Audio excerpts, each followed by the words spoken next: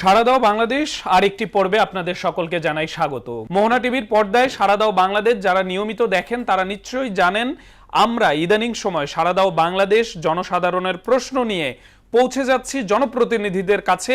যে সকল জনপ্রতিনিধিদের কাছে প্রশ্ন করতে চায় সাধারণ মানুষ, সে সকল জনপ্রতিনিধিদের সম্ভাবনাময় যারা জনপ্রতিনিধির আসনে বসতে পারে অর্থাৎ এমপি পদপ্রার্থী, তাদের কাছে কিন্তু সারা দাও বাংলাদেশের ক্যামেরা পৌঁছে যাচ্ছে। তারই ধারাবাহিকতায় আজকে আমাদের অতিথি ঢাকা ৮ আসনের গণ অধিকার পরিষদ মনোনীত এমপি পদপ্রার্থী মেঘনা আলম। স্বাগত আমাদের অনুষ্ঠানে আপনাকে। Thank you. আপনার কাছে প্রথমেই আমি প্রশ্ন রাখতে চাই দুটো কারণে, আমি যদি ভুল না করি, হুমকি এবং যৌন হয়রানিমূলক কারণে আপনি আপনার নির্বাচনী প্রচারণা বন্ধ রেখেছেন। এই বিষয়টি বিরতিতে আছেন, সেই বিরতিটার কারণ কি এবং কি ধরনের হুমকি আসলে পেয়েছিলেন? প্রথমত হচ্ছে একটা রাজনৈতিক দলের অঙ্গ সংগঠনের যে ছেলেরা আছে তারা জুনিয়রই, আমার ছোট ভাইয়ের মতনই, কিন্তু আনফর্চুনেটলি হচ্ছে তারা আমাকে বিভিন্ন ধরনের রেপ থ্রেটস দিচ্ছে। এবং সেটা আমার কাছে মনে হয় যে এখনকার রাজনৈতিক প্রেক্ষাপটে যখন আমরা জানি যে ইলেকশনের সময় অনেক ধরনের গন্ডগোল হয় এবং সাধারণত এই ভায়োলেন্স এগেনস্ট উইমেনকে একটা ওয়েপন হিসেবে ইউজ করা হয় নারীদেরকে ইন্টিমিডেট করতে বা কন্ট্রোল করতে, তখন আমার কাছে এই ধরনের থ্রেটগুলো মনে হচ্ছে যে আমার একটু নিয়মতান্ত্রিকভাবে আসলে নিজের নিরাপত্তাটা নিশ্চিত করেই ডিল করা উচিত। তো সে কারণে আমি একটা বিরতি নিয়েছি যে আগে আমার এবং আমার দলের কর্মীদের নিরাপত্তাটা আমি আরও জোরদার করি, তারপর আমি আবার প্রচারণায় ব্যাক করবো ইনশাআল্লাহ। এবং দ্বিতীয় যে ঘটনাটা ঘটেছে গতকালকের এই ঘটনা, এটা যে আমি যেহেতু মাঠে বের হচ্ছি না, আমি আমার কর্মীদেরকে বলেছি আমার প্রচারণার কাজ করতে, সেখানেও যে নারী কর্মী আছে সেও আসলে একটা হেনস্থার শিকার হয়েছে যে কোনো একজন ব্যক্তি মাথায় টুপি দিয়ে এবং খুবই হচ্ছে উগ্র একটা পোশাক ধারণ করে সে আসলে কিছুটা ধার্মিক সেজে এসে তাদের গায়ে টাচ করার চেষ্টা করেছে। এবং এই বিষয়টাতে আমার যারা নারীরা ছিল সেখানে আমার প্রচারণার কাজে তারা খুবই ভয় পেয়েছে, কারণ এটা একটা অদ্ভুত কাজ যে একটা নারীর শরীরে হাত দেওয়ার চেষ্টা করা। এবং সেই রীতিমতো সাথে সাথেই হচ্ছে সরকারের যারা পুলিশ বাহিনী আছে তাদেরকে সেখানে ডেকে আনা হয়েছে এবং আমরা চেষ্টা করছি ওই জায়গার সিসিটিভিগুলো কালেক্ট করার জন্য, সিসিটিভি ফুটেজগুলো, এবং ওরাও হচ্ছে ফোনে তার ছবি এগুলো সংরক্ষণ করেছে। তো এখন এই যে নির্বাচনী প্রচারণায় গিয়ে নারীদের উপর যে আসলে এই ধরনের একটা হামলা হচ্ছে, এটা তো আসলে বিব্রতকর এবং কিছুটা ভয়ঙ্কর, কারণ অন্যরাও হয়তো ভয়ে আসতে যাবে না প্রচারণাতে। এবং আমরা সেখানে গিয়ে মসজিদ কমিটির যারা লোকজন আছে তাদের সাথে কথা বলেছি, এলাকাবাসীদের সাথে কথা বলেছি। তাদের ভাষ্য মতে যে লোকটা আসলে এই কাজটা করেছে সে ওই মসজিদের লোক সেজে এসেছে, কিন্তু সে সেখানের কেউ না। তারা বলছে যে বাইরে থেকে কেউ এভাবে সেজে এসে মানুষকে হেনস্থা করছে, তার মানে আসলে ওরা ধর্ম নিয়ে একটা ভয় মানুষের মধ্যে ছড়িয়ে দেওয়ারও আসলে এটা এক ধরনের প্রচেষ্টা। তো মানে এক ধরনের লেবাসধারী এবং কোনো একটা রাজনৈতিক উদ্দেশ্যেই আসা, কারণ তিনি সেই এলাকার কেউ না। আপনাকে কেন টার্গেট করা হচ্ছে বারবার? মানে আপনার কি মনে হয় এটি কি জনপ্রিয়তা নাকি অন্য কোনো কারণ আছে আপনাকে টার্গেট করার পেছনে? আমার কাছে মনে হচ্ছে যে আসলে নির্বাচনে আমি এসেছি, আমি একেবারে ইলেকশন কমিশনের যে রুলস সেটা মেনটেন করে আসলে 22 তারিখের পর থেকে আমার প্রচারণাটা শুরু করেছি। অন্যরা দেখা গিয়েছে যে আরও আগে অলমোস্ট 1 মাস 2 মাস ব্যাপী নিজেদের নির্বাচনী প্রচারণা আইন অমান্য করেই আসলে চালিয়ে গিয়েছে। সেই ক্ষেত্রে এত পরে এসে এত স্বল্প সময়ের মধ্যে আমি গণসংযোগ হচ্ছে এত সীমিত করেও দেখা গিয়েছে আমার যে প্রভাব বা প্রচার সেটা অনেকটা দেখা যাচ্ছে একেবারে বিজ্ঞ রাজনীতিবিদদের কাছাকাছি পৌঁছে যাচ্ছে। এটা হয়তো অনেকের কাছে ভীতিকর মনে হচ্ছে যে এত স্বল্প সময়েই তার জনপ্রিয়তা বা পরিচিতি যদি হচ্ছে এত হাই হয়ে যায়, তাহলে যারা এত বছর ধরে মাঠে রাজনীতি করছে তাদের ভয় পেয়ে যাওয়াটা স্বাভাবিক। তো হয়তো সে কারণে তারা আমাকে একটু থ্রেট হিসেবে দেখা শুরু করেছে। আমি একটু ভিন্ন প্রেক্ষাপটে যেতে চাই। মডেলিং, সেখান থেকে নায়িকা হবেন সেটাই তো আমরা ভেবেছিলাম, হঠাৎ করে রাজনীতির মাঠে আসার কারণটা কি? আসলে আমার মডেলিং, অ্যাক্ট্রেস এগুলো হওয়ার একটা ইচ্ছা আসলে ছিল সত্যি। যেটা প্রত্যেকটা মানুষকে দেখবেন যে যারা রাজনীতিবিদ, কাউকে যদি আপনি একটা কমপ্লিমেন্ট করেন যে ভাই তো হিরোর মতো দেখতে, তারা তো একটু গদগদ হয়ে যায়, ভালোই লাগে শুনতে। সো অন্য সাধারণ মানুষের মতো আসলে ওই নায়িকা হওয়া কিংবা মডেল হওয়া আমার কাছে খারাপ লাগে না, আমার কাছে মনে হয় ভালোই একটা স্বপ্ন। কিন্তু সরাসরি আসলে মডেলিং কিংবা অভিনয় এই জগতে আমি কেউই ছিলাম না। এবং একদিক থেকে ভালো হয়েছে, যারা আমাকে মডেল অভিনেত্রী বলে প্রচার করেছে তারা আসলে ওই প্রডিউসার ডিরেক্টরদের চোখে আমাকে এনে দিয়েছে, অথবা তারা হয়তো আমাকে আগে চিনতে পারতো না না হলে। সো এখন অনেক প্রপোজাল আসছে কাজের, কিন্তু আসলে প্রত্যেকটা জিনিসের একটা বয়সের ব্যাপারও থাকে। এখন আমার যথেষ্ট বয়সও হয়েছে, এখন আর এগুলোর প্রতি খুব একটা আকর্ষণ অনুভব হয় না। তবে মাঝখানে একটা স্ক্রিপ্ট আমি পেলাম, ওই যে স্ক্রিপ্টটার মধ্যে চরিত্রটা খুব ইন্টারেস্টিং, এবং সেটা হচ্ছে আমাকে নিয়ে যে ভুয়া অপবাদগুলো বা বিভিন্ন বিদেশি পেইড এজেন্টদেরকে আসলে দিয়ে যে অপবাদটা মানুষের মস্তিষ্কে ব্রেন ওয়াশিং দেওয়ার অপচেষ্টা করা হয়, সেখানে আমাকে যেরকমভাবে আসলে বর্ণনা করে ক্যারেক্টারটা হচ্ছে এক্স্যাক্টলি সেরকম। তো আমার কাছে এটা মজা লেগেছে যে আমি যদি এই চরিত্রটায় অভিনয় করি তাহলে it will be a slap on the face of my haters, যে আমি আসলে একেবারেই দমিত হয়ে যাচ্ছি না, বরঞ্চ যেটা নিয়ে আমাকে হাসাহাসি করছে আমি ওইটা একটা জোকের মতন এনজয় করছি। তো এরকম করলে তো আসলে যারা আমাকে নিয়ে ভুয়া অপবাদ ছড়াতে চায় ওরাও কিছুটা বিস্মিত হবে যে কি ব্যাপার, ও তো আসলে আমরা যেভাবে বলছি এরকম চরিত্রে অভিনয় করছে। মানে ওইটা এই কারণে আমি একটা নাটকে এই কারণে আমি অভিনয় করে ফেললাম, যে স্ক্রিপ্টটা পড়ে দেখলাম যে ইটস মেড ফর মি। মানে আপনার কি মনে হয়েছে যে এটা আপনাকে টার্গেট করেই বানানো হয়েছিল? মানে আগে কি যোগাযোগ করেছিল না জাস্ট স্ক্রিপ্ট দেখেই পরবর্তীতে? না, আমাকে যখন যোগাযোগ করেছে তখনই বলেছে যে আপনার উপরে বেস করে আমরা এই চরিত্রটা করছি, আপনার জন্য এটা ক্রিয়েট করা। এবং চরিত্রটা হচ্ছে একটা স্পাই, সে হচ্ছে সমাজে যারা হচ্ছে ভুল পথে চলে গিয়েছে বা দুর্নীতিগ্রস্ত এরকম মানুষদেরকে আসলে তার সৌন্দর্য দিয়ে আকর্ষণ করে, এবং পরে হচ্ছে তাদের গুরুত্বপূর্ণ সব ইনফরমেশন ফাঁস করে তাদেরকে একটা শাস্তির আওতায় নিয়ে আসে। তো আমার কাছে শুনে মনে হচ্ছে আরে এটা তো হচ্ছে মিলে যাচ্ছে, আমার কাছে মজা লেগেছে। হ্যাঁ, আমার কাছে মজা লেগেছে যে let's do it for fun আর কি।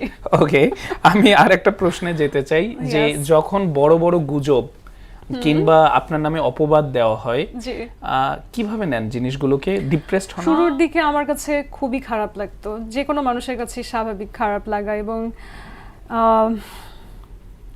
You have to take it with the pinch of salt. আর কি বলবো, যে খারাপ লাগতে লাগতে এখন আমার কাছে মনে হয় যে আর এর থেকে আমার আসলে হারাবার বা খারাপ লাগার আর কিছু নাই। মানে আমি ওই স্টেজটা পার করে ফেলছি। একটা মানুষকে যখন আপনি আসলে টর্চার করতে থাকেন, একটা মানুষকে যদি আপনি মারেনও, শারীরিকভাবে আঘাতও করেন, একটা পয়েন্টে গিয়ে কিন্তু সে নাম হয়ে যায়। এরপরে আপনি তাকে আঘাত করতে থাকেন, সে কিন্তু আর ব্যথা পায় না। আপনি যদি একটা মানুষকে শারীরিক আঘাত করেন, একটা পর্যায়ে গিয়ে তার যে সীমা সেটা টলারেট করে, সেটা ক্রস করে যায়, এবং এরপরে আর আঘাতটা অনুভব হয় না। তো আমার ক্ষেত্রে আসলে মানসিকভাবে সেই জিনিসটা হয়েছে, আমি এগুলোর প্রতি অনেকটা নাম হয়ে গেছি। এখন আমার কাছে মনে হয় যে আমার জায়গায় অন্য কেউ থাকলে হয়তো এতদিনে তারা সুইসাইডাল হয়ে যেত কিংবা অনেক ডিপ্রেসড হয়ে যেত। তবে আমি জিনিসটা ভিন্নভাবে দেখি।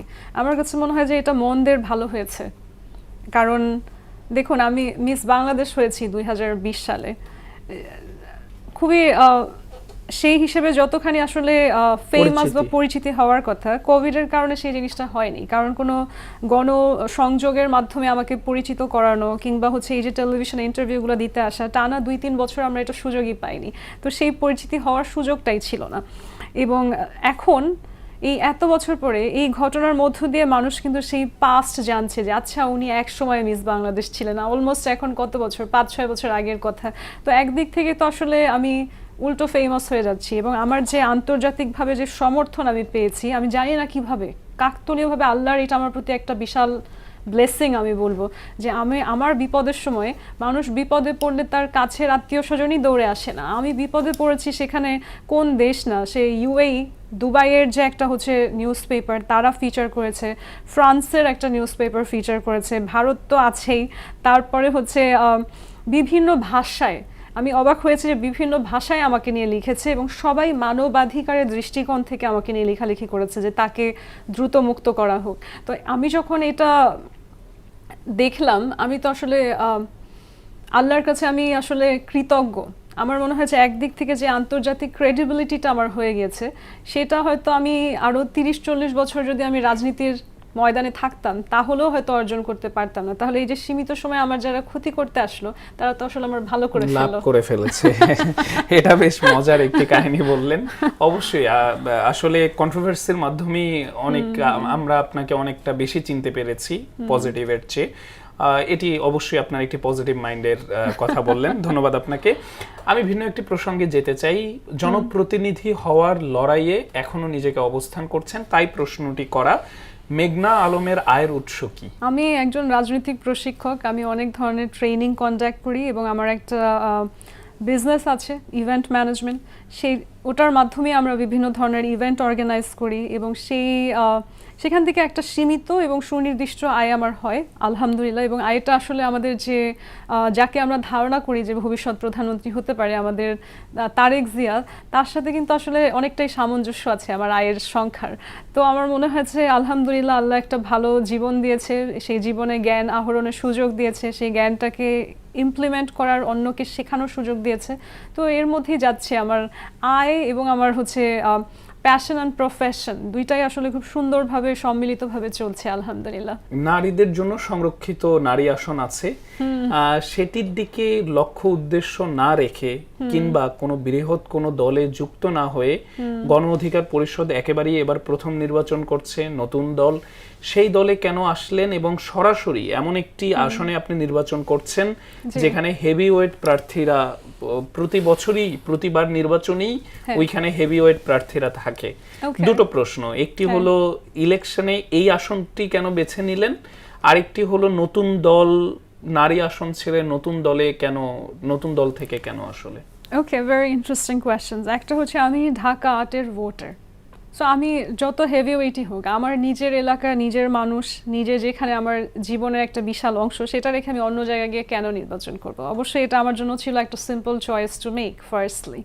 আর সেকেন্ড ওয়ান হচ্ছে এত হেভিওয়েটরা, আমি হেভিওয়েট শব্দটাই পছন্দ করি না, and it's a good thing যে অন্যরা হেভিওয়েট, আমি হচ্ছে ফিটেস্ট। সেখানে আমি বলি যে I am proud to be the fittest candidate there. যেহেতু অন্যদের ওজন বেশি, আমার ওজন যে হচ্ছে একেবারেই সামঞ্জস্যপূর্ণ, এটা আমার জন্য আসলে একটা প্লাস পয়েন্ট এখানে। এবং আরেকটা যেটা বিষয় সেটা হচ্ছে ইতিহাসে কখনো ঢাকা 8 আসন থেকে নারী এমপি হয়নি। এবং আমাদের, আপনি বললেন যে শহরের এটা একটা এত গুরুত্বপূর্ণ জায়গা, সেই গুরুত্বপূর্ণ জায়গায় কেন কখনো কোনো নারী প্রতিনিধিকে আমরা পাইনি? এটা একটা প্রশ্ন রাখে যে এখন তো 2026-এ পড়লো, এত বছর পরেও কি আসলে সেই নারী বিদ্বেষ বা ইকুয়ালিটির জায়গায় কোনো অভাব আছে যে আমরা নারী নেতৃত্ব দেশের সবচেয়ে গুরুত্বপূর্ণ জায়গায় দেখতে পাচ্ছি না?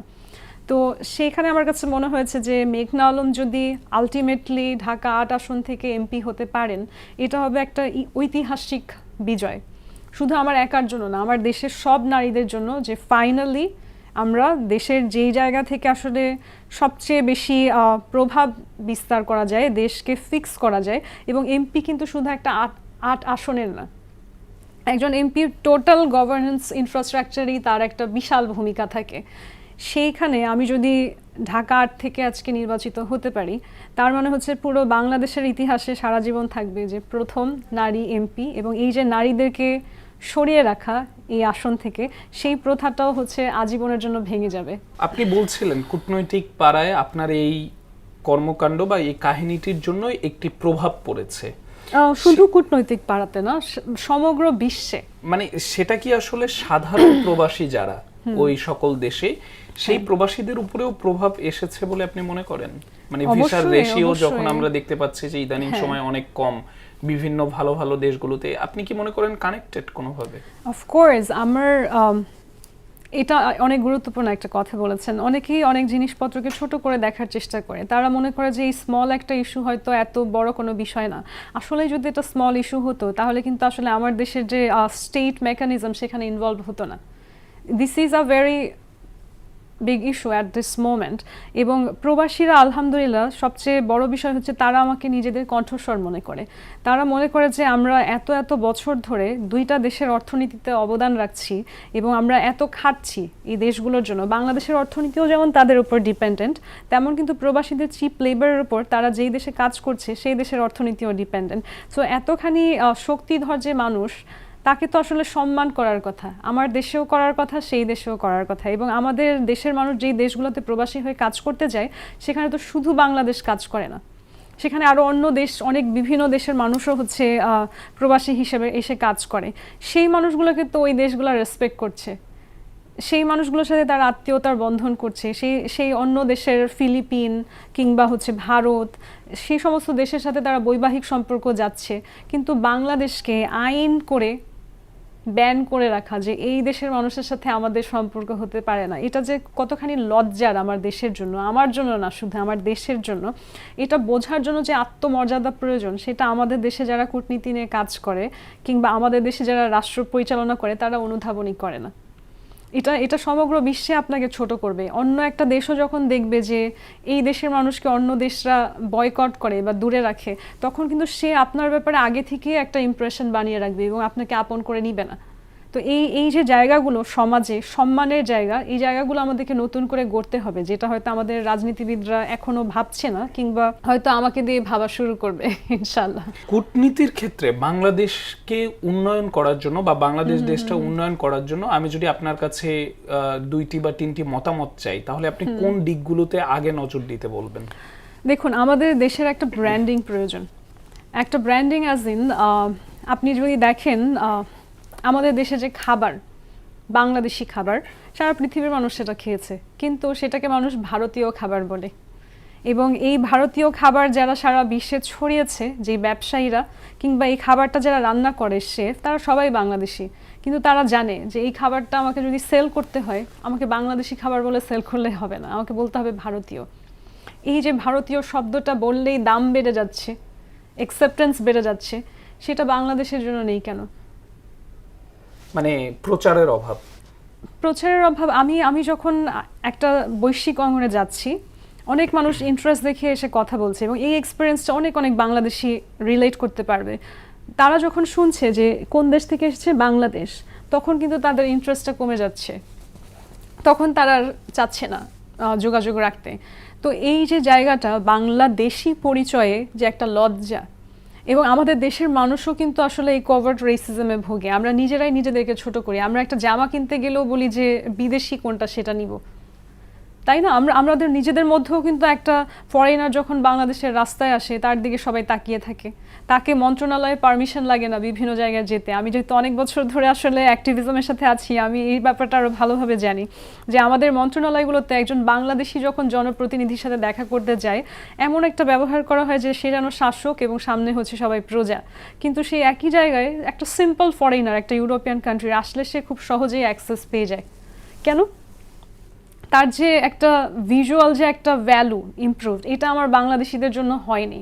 সো আমার মনে হয় কূটনীতির ক্ষেত্রে আমি যে জায়গাটায় সবার আগে ফোকাস করব, সেটা শুধুমাত্র অর্থনৈতিক ইমপ্রুভমেন্ট না, সেটা হচ্ছে আমার দেশের ব্র্যান্ডিংটাকে ইমপ্রুভ করা।